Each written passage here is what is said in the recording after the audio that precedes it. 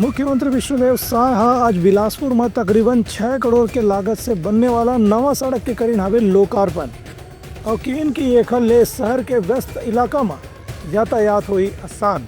मुख्यमंत्री विष्णुदेव साय आज अपन बिलासपुर प्रवास के दौरान उसलापुर सकरी रोड के नवा निर्माण के लोकार्पण करीन। ए मौका में मुख्यमंत्री हकीम कि अब ये सड़क सकरा नहीं रही, जेकर से यहाँ यातायात के आवागमन काफ़ी सरल हो जाए। करीबन 16 करोड़ रुपए की लागत से बने सड़क के मुख्यमंत्री आज भिनिया यहाँ लोकार्पण करीन कि इनके खर्च से यातायात से परेशान यात्री और नागरिकों ला काफ़ी राहत मिले है।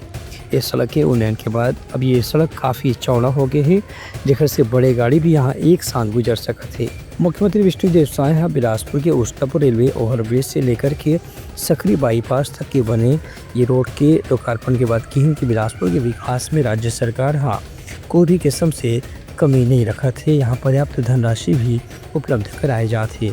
काबर के बिलासपुर शहर अब महानगर के रूप में विकसित हुआ थे। यहाँ चारों तरफ नवा कॉलोनी बने थे, तो गाड़ी मन के बढ़त संख्या ला देख के सड़क के चौड़ीकरण भी अनिवार्य हो गई से। ब्यूरो रिपोर्ट उत्तलंका न्यूज़।